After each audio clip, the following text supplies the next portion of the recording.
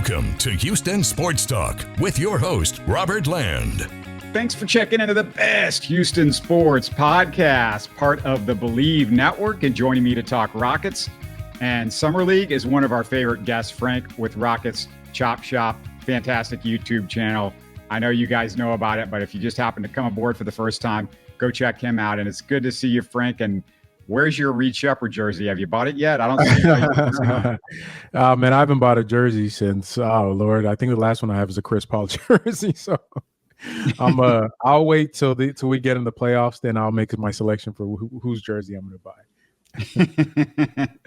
Chris Paul, that's the last one, huh? Mm-hmm. All right. Well, you know, Sheppard's first couple of Summer League games, very strong, but we've started to see more of the warts in his game the last couple. And now I sort of gave him a pass on that third game since that was the third in 4 days. But by the T-Wolves game, I started red flagging a couple of things. And first off, defense, he's looked like a traffic cone far too often, way too many blow-bys, which concerns me considering these are just G League and non-rotation NBA guys for the most part that he's seeing. VanVleet's similar athletically, so hopefully it's fixable, Frank. But what do you make of this?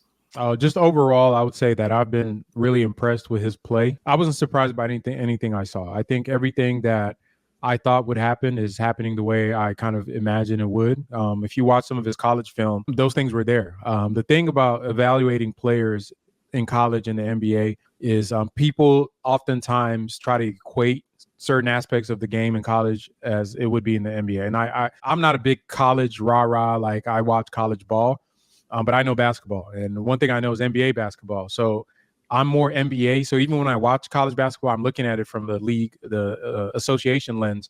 All the things that I saw a tweet you put out, you kind of nailed it there. But whether it's the defense, I saw the defensive point of attack issues. Reed is a great help defender. He's great in space, almost like if you want to use a football analogy, he's really good at playing that kind of that free safety that gets to roam, right? He's like almost Ed Reed-esque, where you can, and play on words there, Ed Reed, where you let him just line up off ball. You can hide him in the corner and let him use his IQ to make plays. But when he is the primary defender, whether it's in pick and roll or just in isolation, this goes back to his days at Kentucky. He is not good as a point of attack defender. And I think Rafael Stone alluded to this unprovoked in his post-draft conference, where he said that they feel like they can surround him with a bunch of lengthy defenders to help him because I think they know that's going to be a problem for him. The passing to me has been super impressive. I didn't know until I started really drilling down into his tape that he is such a gifted passer and he has such good floor vision. The shooting to me is in the mid-range has been impressive. So far, he's shooting 27% from three in the Summer League in the 4 games. And obviously, I don't think that's going to be his baseline. But when you're in the NBA, you got to guard more, and he's being placed on ball, and he's playing heavy minutes in multiple games. He probably hasn't played this much basketball at this level in a condensed period in his life, right? So a lot of it is due to fatigue and things like that. But he is undersized. He looks small on the court, but the shooting and the IQ and the passing are, to me, those are the high points. The things I'm curious to see as it relates to Ime Udoka is going to be, like you pointed out, point of attack defense and how that really impacts his playing time on the court, especially in winning time. Also, his ball handling skills, to me, aren't up to par to be a full-time point guard. Those are 2 things I think Reed needs to work on his first few years in the NBA going forward. But overall, I think I'm very pleased. I love guys that have high IQ. I love his game overall. The mid-range is going to be really important for a smaller guard. So I think he's doing pretty well. Yeah, we're going to get back to the positives, trust me. But you mentioned the ball handling. Yes, that was my second concern. And his biggest upside, obviously, as a point guard, he had 8 turnovers Thursday. Now, there were some ill-advised passes that are easily correctable, I thought, but too often he just loses his dribble, similar to the way that we saw Amen Thompson doing that. Of course, I hated that Dacian Nix steal because, Frank, I saw enough Nix to know he's not exactly Drew Holiday out there. No, he's not. Nix had a great game. Great game. I was surprised at the level of pressure Nix was able to put on him. Like you pointed out, that he is not.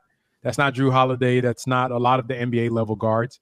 That's not Fred VanVleet out there guarding you. So it is. I was surprised that he was able, but like you said, he picks up his dribble a lot. I don't think he needs to as much. And I know he can dribble the ball, but handles is really your ability to keep your dribble alive. And I think that's where he suffers, right? Having that really tight handle in traffic, he loses the ball a lot when he goes into the paint with a lot of hands there. Those are things that you could work on. He was losing it when there was no traffic at times. Yeah. And that's the stuff that I saw from my man. Both of these guys had to know going into the NBA, point guard was their best way to really make the most of what they could do. And so it's just, I don't know, something about that is surprising to me. And, I don't know how much of that you can just practice and practice and practice until you get it right. And how much of that is just somehow some supernatural skill, For Reed, I think his are good enough that practice can help, because you see flashes of him being able to make those plays on the dribble. It's just not natural for him right now, because you look at how he played in Kentucky. I think he split most of his time on and off ball, because him and his teammate who they played against, what's the kid's name on Minnesota? Dillingham.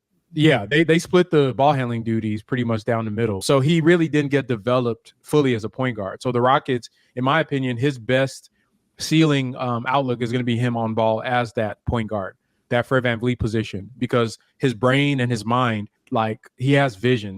To me personally, and people could think I'm crazy for this, I think he's probably, as far as when it comes to court vision and passing, day one, he's probably going to be the best on the Rockets. But the ability to do it is not there right now. So that's why he has to get better at that. That's like if he doesn't, then it's a waste of talent. And I think that I trust the fact that he's an underdog type of guy that really worked his way to where he's at. Guys like that, nothing is accidental. So I'm going to put money on him that whatever he needs to fix with his ball handling duties and all the stuff we're talking about, he's going to do it. Now, there's some things that are just physically he'll never be good at, but I think being a small guard that can dribble the ball should be something that he can work towards over the next few years of his career. Yeah, I would say Amen has the potential to be a much better passer just because of his length and his ability to get, above the crowd and make those passes that nobody can make because of just, longer arms, more length and that sort of thing. That's true. I would say physically, yeah. Ability wise, yes. A man is also somebody that sees the court and sees the game very well. A man can make the out of bounds or the baseline one arm, like torque passes that we've seen LeBron do, because physically he can do that. But I personally think Reed's just ability to really manipulate the defense and use angles and just use his eyes and things like that, it's really impressive. I've even used the comp. He, like, not one-to-one analogy, but his game reminds me of Chris Paul, is in a sense of how he uses his passing, the mid-range, to really get a shot off. And I think that's what's exciting about him, that if you look, he's shooting really well from the mid-range. And once again, for a small guard, that has to be his version of a layup, is like getting to your mid-range bag. Because in the NBA, the way defenses play, they're either going to be up on you at the three-point line or they're going to be sagging off in the paint. So that middle is always open. And that's where he's going to make his money at. If he can just be more competent, ball handler, be more comfortable with pressure, it's really exciting to see like what his potential could be in the NBA, on the offensive side. Before we flip back over to some of the positives, which, we've already hit a couple of them, but was there anything else of any sort of concern under the radar maybe that you thought, I'd like to see him improve a little bit in that area?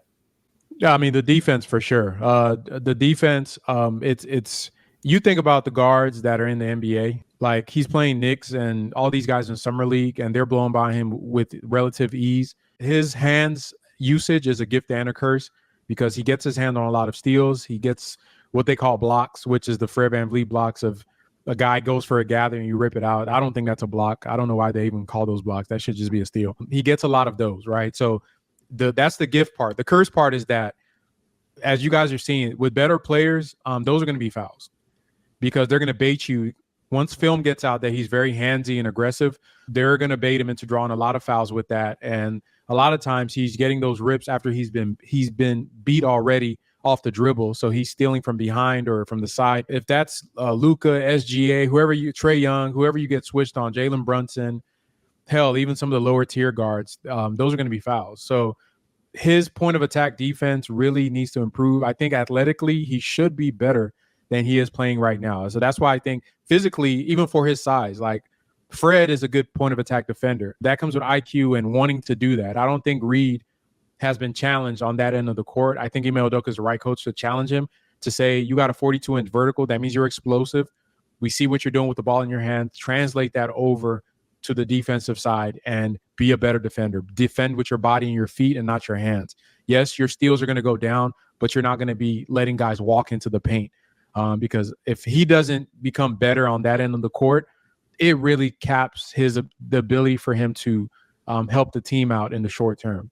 Now, I'll say this, just like with any player, if his offensive ceiling is high enough that it mitigates like some of the defensive issues, maybe he gets so much better on offense and his shooting and his playmaking that they can live with him just being a high effort defender that's never that great, then yeah, maybe that. But I think early on this team, to see the court, you can't be a cone on defense. And I think Ime Udoka is going to stay true to that because Amen Thompson, in my opinion, is a better just physical prospect than Reed Sheppard, and he had to earn his playing time. And so I think that's going to be the same thing. They're going to make him go earn it. Yeah, and it's not just getting better on defense. I think it's partly he needs to get into the weight room, muscle. And when I say muscle, I can see he's got the ability to grow a little bit in the upper body. He's got broader shoulders, but the muscle that I really think would help him most of all, Frank, is just lower body, getting some of that waist and, hips and stuff that Fred VanVleet takes advantage of as a defender, so he doesn't get Bleav balled as much. Yep. Yeah, it's Chris Paul too. Chris Paul's a smaller guard, but really stout at the lower body. And you got to be able to stop guys with your body. And I think that's where he's kind of small there. Once again, you bank on work ethic. And I think hopefully the Rockets, when they interviewed him, I think one of the feedback I got is that he's one of those guys that you want on your side when you go to war. So I don't think it's an accident he made it to the NBA and as a third pick. So I'm going to assume the positive for everything that he does. And if Ime is going to tell him, hey, you need to work on this, then I know that he's going to attack it with everything he got to get better. And he just seems like a really good kid just from the TV, looking at his interviews and stuff like that. Quick reminder to our audience, give us your Reed Sheppard thoughts in the YouTube comments and click the like button to support the show as well. And if you haven't done so already, subscribe on YouTube and your favorite podcast app. All right. In our show on Tuesday, I went through a bunch of Sheppard's positives, his vision, his willingness and comfort in the mid-range game, and his ability to use the pick and roll. What, if anything, has impressed you the most, Frank? Because I know you watched some of them, but to see it against NBA guys. I would say his ability to shoot the mid-range shot and his passing.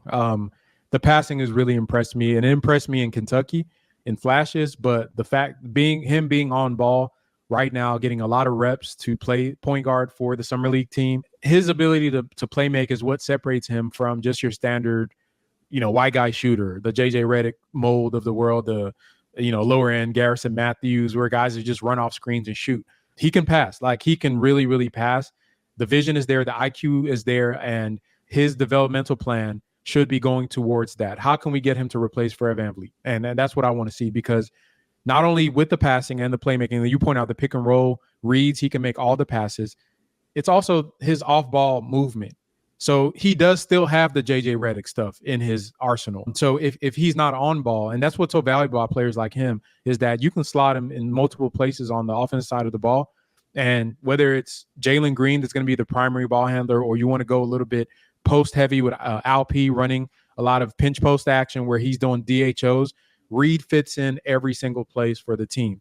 Now, what we were just talking about, his negatives, that is if he was going to be your number one point guard. But I don't think that's what's going to happen. I don't think Reed is going to come into this team and be getting just all the reps as a point guard where they just want him to cook. So a bigger positive is that if he's your third or fourth option on a team with other creators, other guys that can supplement some of his weaknesses, then you talk about the shooting, the mid-range game, he becomes really, really deadly as far as a player that can help you win ball games.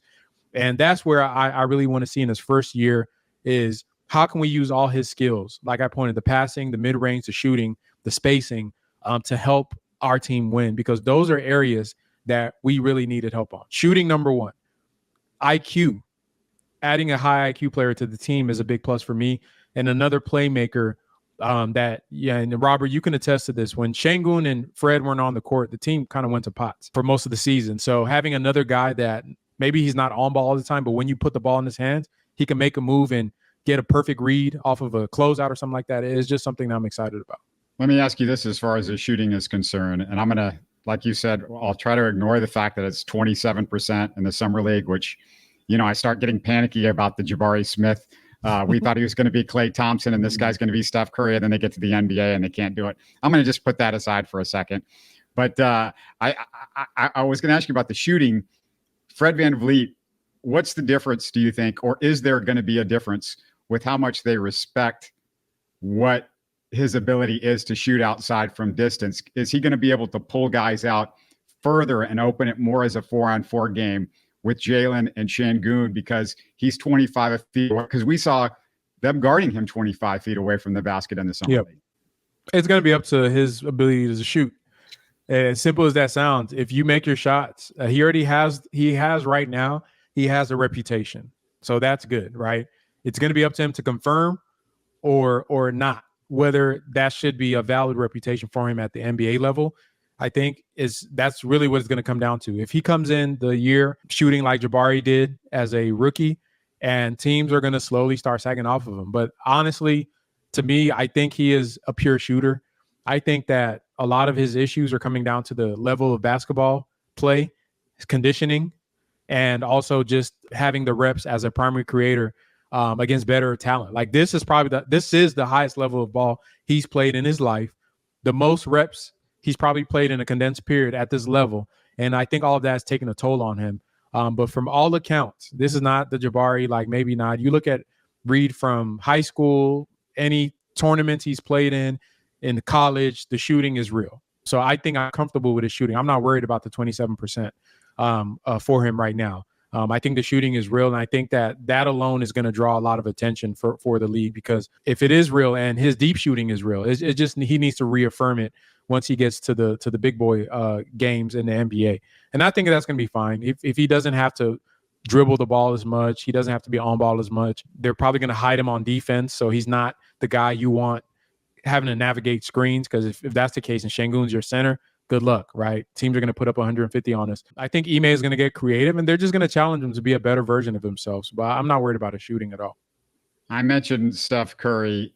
Do you want to say anything to the people on Rockets socials? Because I see the Steph Curry stuff come up over and over again. No, I've already dismissed that on my last video. If you guys want to check it out, I did a breakdown of his first the game against Washington, and which was a good game for him, and then the game against Detroit, which was a bad game for him, and just pointing out his strengths and his weaknesses. He is not Steph Curry. The only thing they have in common is this shooting, right? And even as far as like Reed struggles right now, go look at Steph Curry's first month of his rookie year. He really struggled shooting, and I think it's the physicality.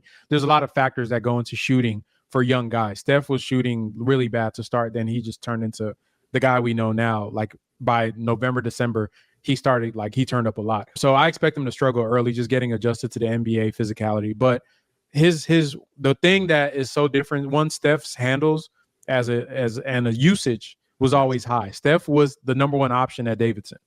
Steph was having 35-point games, and he was scoring a lot. So that's not Reed's game right now. He has to learn to do that if he wants to reach the ceiling, but he's been more of, he came off the bench. He was splitting time, and he's just not a guy that gets the ball up a lot, right? Even for him yesterday, he only got 17 shots, and with no Cam Whitmore there, with a bunch of just role players. A real scorer probably puts up 25 shots, just to empty the tank. I don't think that's innate for him to do that, because he's such a team player. He's going to have to reprogram himself to be more aggressive with his shot. That with Steph, a lot of those screens that Reed were getting, he had the ability to get let off a shot, but he would just dribble out and let the defender get back in the position. You watch Steph's game, the trigger is quick. As soon as you give him a little pocket, he's going to pull it. And Reed doesn't have that. That's not his game. I would say his shooting form is closer to Klay Thompson's than Steph, because Klay, even though like he has a quick trigger, Reed has a quick trigger. It's not Steph quick, and he can shoot over contests just like Klay. In the mid-range, to me, the closest comp I've seen, in my opinion, is Chris Paul. Not on the defensive end, but just the way he manipulates into the pockets in the mid-range, and he rises really high to shoot. Most of his diet has been two-pointers, and that's something a lot of people aren't noticing, but he is scoring from two a lot more than three. And I actually like that, because that's a shot that he could always go to in the playoffs, close game situations. The threes are, we saw this, Robert, with James Harden in the playoffs when Chris Paul was here. When the three's not off, James didn't have a second trick to go to. right when his 3-ball wasn't falling. It'd just be flailing for fouls. Chris Paul won us a lot of playoff games by getting into that mid-range, even as a small guard, because that's where the NBA concedes the way their defenses are. And Reed having that early in his career, knowing the 3 is there, is to me is a big deal. So I'm really, that's what I'm looking out for. I'm looking for that passing and that mid-range game going forward, because you can kill a lot of teams doing that. This is why I have a love affair with Frank, because we agree way too often. And this was exactly what he said is exactly the way I think. The 2-pointers matter, especially in the playoffs. Do you see the Rockets sending him, Frank, to the G League earlier in the season, like we saw with some of these other guys, or does that do him any good? That's a great question. I have not thought about that thing just off the cuff right now. Watching how he struggled on ball, I would say he probably needs to go there and learn to play on ball more, just like they try to do with a man and Cam Whitmore. He does serve a need, and it could be a thing where he goes back and forth. Personally, I would because I have such a high view of his potential as a point guard that I want him there to what we were talking about earlier, learning to feel pressure, learning to not pick up your dribble. I'm going to challenge him. Hey, be a better defender. Let's see if you can work, because the way I say right now, he's probably going to, if he does play with the big team, can he beat out Aaron Holiday as like fresh off his rookie summer? I don't know. And people are going to say like, oh yeah, he's way more talented than Aaron Holiday. He's probably more talented than Fred VanVleet. But the NBA is hard, guys. Like, this is not an easy league, especially for you rookies. And as Rockets fans, we should know this. This is our 4th go-around with a rookie class. All these guys struggle. Every single one of them struggled their first few months in the league. So it shouldn't be viewed as a shot at Reed that he has to go down and learn. I think if they want to develop him the right way and give him that, I would send him down, let him play point guard, be there, go get a lot of on-ball reps, get used to the speed and the physicality, work on certain things. And if there's an injury, you can bring him up. And then just like with a man and Cam, just bring him on slowly as the season progresses and let him earn his spot and earn those minutes, because the Rockets have a lot of talented guys. And yeah, it's going to be, it's going to be interesting to see how he fits into the scheme of what Ime wants to do. Correct. And also with Jalen playing mostly backup point guard the last couple of months and really starting to get the feel of that and doing a better job, I could definitely see Jalen more or less being the backup point guard, because you've got so much wing depth and guys like Cam and Tari and Amen, assuming everybody's healthy going into the season, to come off the bench. And so now you can move Jalen over, and that's a way to give some of those guys more minutes. So that's real interesting to me. And speaking of Cam, did you get anything out of the Cam Whitmore or AJ Griffin Summer League experience? Loved Cam Summer. I think he kind of tailed off. I didn't like some of the shot selection in the couple of games, but I would say that as far as passing the bar of, I always use, and I'm sorry I have to do this to Josh Christopher, the Josh Christopher Summer League bar of at least trying to improve on what your coach asks you to improve on. And if you guys don't know the story, Josh, when he was in Summer League the year before the Rockets let him go, the coach and the GM got on ESPN as they interviewed him and told him that we wanted Josh to work on his playmaking and defense. And all Josh Christopher did was take a bunch of shots and thought he was like Michael Jordan. And this is a pet peeve of mine with young players in Summer League, is that you have to work on and present to the team what they want you to do. They have scores. We don't need guys that can drop 40 in Summer League. That's not going to move the needle for you on the Rockets.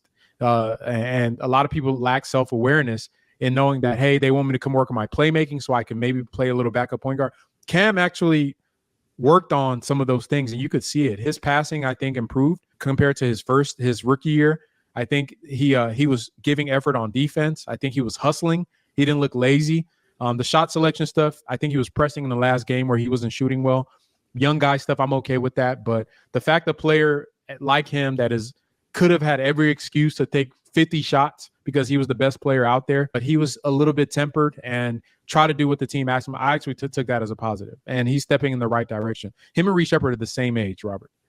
They're the same age. So to me, that's a positive. AJ Griffin, I don't know. I guess he was trying to do a lot more than he would be doing on the real team. He had a strong showing this last game, but I didn't like a lot of the stuff he was doing. But with the Summer League, it's kind of weird because you don't know what the coaches ask those guys to show. I'm going to reserve judgment for him. I'm going to assume he's rusty. I'm going to assume that in a reduced role as just a guy to play defense and hit threes, he might be better than what he actually shown as a guy that was trying to break down the defense. And is it an upgrade from a guy maybe like Tate? I don't know. We'll see. Is it an upgrade for some of the players we had on the team last year getting minutes? We'll see. But I still think that with his build and his pedigree, he should be a positive addition to the team. So I'm gonna give him till training camp and see how he looks in the preseason before I really say anything good or bad about him. But he was okay. Is the summer league, is it disintegrating any more into an AAU basketball experience, or do you think it's getting better overall from year to year with what we're seeing? Because that's my feel sometimes is I'm like, is this an AAU deal? Are these guys actually running stuff? Or is it, it seems like a lot of guys were just taking some really weird and crazy shots. AJ Griffin is a perfect example of that. Yeah. I would say it's a mixture of both. I actually saw them running some sets. They ran on the breakdown I made, they ran a staggered screen off ball for Reed Sheppard.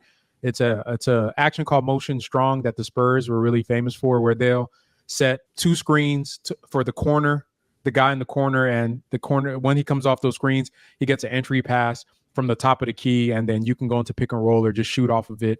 If you guys want to go watch on YouTube, Kyle Korver, a lot of his actions were that was the Kyle Korver thing. That's really just run him off two screens and give him the entry pass. So they were doing that, and I like that because we haven't had a player that on the roster that you would run that for. Maybe Jabari, but they didn't really do it. So if that's an inclination of, okay, maybe the Rockets are going to change up. So I like that. Otherwise, yeah, there's a lot of AAU type stuff. And I think it's also team by team. I loved how Detroit played. Like if you watch them against us, Detroit, they were playing really good team basketball, and they were passing, moving, attacking, kick. So, maybe that's what their coaching staff emphasized. I would say in Ime's system, he does allow a lot of autonomy for the players to try to feed in the paint. So that's why you see that. So I think it's team dependent. I think it's just the discipline of the team and the coaching staff. I still think Summer League is incredibly valuable because it gives the Reed Sheppards of the world and the Stars and Buzel, all these high prospects that are expected a lot out of, some notes to go into the season, because it's like, to me, it's a ruler for where they are at. Like Reed came in maybe, and all these Alex Sarr and all these guys come in on a high. I'm the top pick. And you get humbled in the Summer League when you're playing against lower talent, but these guys are pros that have been pros for 5, 6. Some of these guys have been pros for 7 years that are still playing Summer League, and they show you that you have a long way to go. And I think going into training camp in the summer, it's valuable in that aspect, and it gives the coaches a look at some of the things you need to work on. So as a measuring stick, I'm cool with it. As far as the product, Robert, last night it was pulling teeth watching that game. That was a nasty game to watch. A lot of fouling, just nasty stuff. But I think it's helpful for the young guys for sure. Any of the rookies impress you? Or I just get the sense that most of the reports from everybody I've heard from has been underwhelming, really, from the rookies as advertised, as we expected. I would say I like the Reed's overall game as far as how it fits on the Rockets. I'm extrapolating him to the team. Luckily for us, we're this far along into the rebuild where we don't expect him to come save us, right? We have multiple talented players that are already on a trajectory, and he's going to have to catch up. And I've said this before, Reed is going to be behind a lot of these guys because they've been in the NBA and so just far out. They're just better talent than him. I think Jalen Green is a more talented player than Reed Sheppard, just in the NBA. But that doesn't mean that he's a better player in the long run. But Jalen, Amen, Cam, Jabari, they've been in the league. They know the grind. They know how to pace themselves. So those are things Reed's going to have to catch up on. But overall, his fit on the team, I'm excited to see that. I think Matas Buzelis, I think I really like him. I like his just his overall game. The defense, I like his potential as just a shot creating wing with Alex Sarr. I think that he has a long way to go, but I will say it's going to be dependent on the Wizards. Like if Alex Sarr was drafted by the Spurs, Oklahoma City, Memphis, I would say I'm not worried about him at all, because usually big men that are young, that skinny, they take a couple years. You know this, Rob. We've seen these guys that are lanky like Dirk and Kate, they come into the league and they struggle with the physicality. And if they're around a good structure, you can develop their game out, and in 3-4 years, they'll be impactful. To me, that's what Jabari is going through, what he went through. Now, if they're on a bad team like the Wizards, I'm a little worried, because those teams have turnover in coaching staff and front office, and those kids kind of fall through the cracks. So I'm going to keep an eye on him. I think the talent is there for him, but I am worried about him. Richard, I think he's going to be fine. He's going to be a role player. Khalil Ware, I think he's really shown really, really well in the summer league. I liked how he's looked. I kind of wish the Rockets would have tried to do something to try to move up to get a player like that. But otherwise, I think this rookie class has been just as advertised. They're not like the greatest. A lot of just good role players that are going to come in and help their teams out. I don't see any like just prototype number ones in this class right now. And, maybe that's okay. Maybe in a few years we'll get a couple of all-stars out of it, but I haven't seen any, number one level players so far.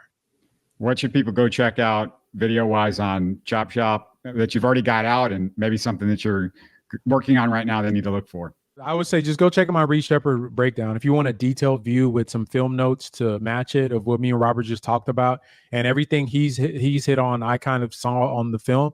I go through it step by step, play by play, break it down, strengths, weaknesses. Once again, I want to challenge the Rockets community to just be objective about where we are. I think we need to really understand what the team is the juncture that we're in right now, and don't put too much on any of these guys. Reed Sheppard is going to be a great NBA player, and I can almost guarantee he's going to be impactful.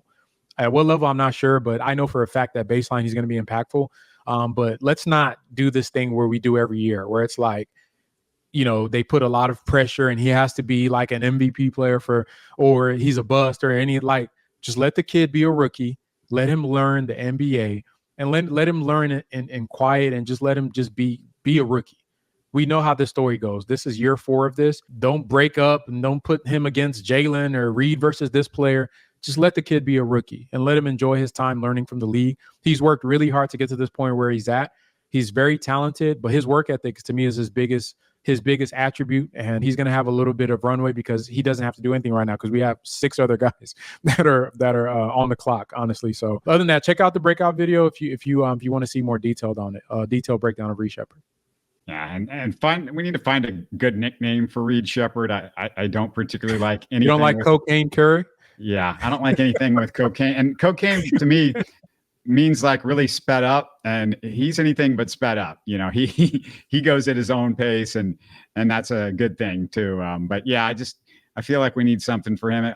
We still need some better nicknames for some of the other Rockets. I feel like do we have a good nickname for Rocket yet, Frank? Is there one? Nah, everybody's just been short and abbreviated versions of their name so far. It's just JG and Bari and Tari, and we just call them a man. And so I don't know. That job is for the Rockets play-by-play guys to do, man. Like they have to ingratiate, themselves with the players and with the listeners, and and whether it's Craig and Ryan, that's kind of their thing to do for the audience, to name these players. I know I'm blanking right now, having a senior moment.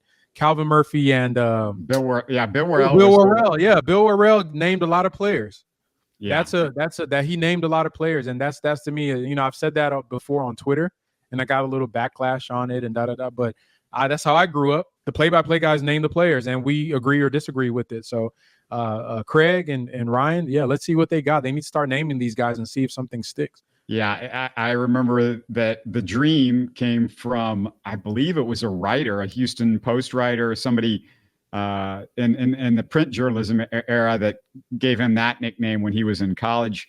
Right. But I love Worrell, really, I think, made the dream shake, which I thought was fantastic.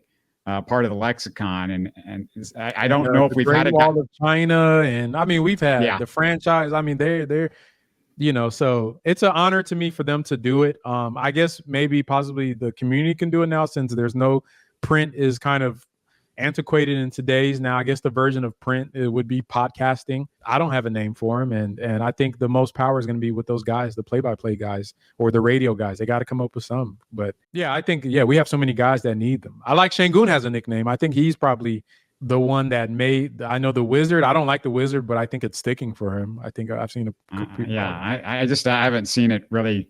I haven't seen it used much nationally or even with the local broadcast team. I feel like maybe some other people, and it's so duplicative because there's been a couple of guys nicknamed the Wizard over the years. I just kind of want to see something more original. I mean, I get the reason for the nickname. It just, the originality isn't there. But hey, if you've got some ideas, put them down in our comments. We definitely want to hear some good. I'll start using it if I think it's good enough, for sure. You'll let me start throwing that out there, because I would love some nicknames from these guys, and and I'm not getting anywhere with the stuff that I'm trying to think of. But again, it's always good to have you on, Frank, and I got you in short notice in this one, so I really appreciate it. And I'm with you. I'm just so excited about Reed Sheppard, and I'm so excited now. Like, let's get to the season because I want to see what he looks like, what these other guys do.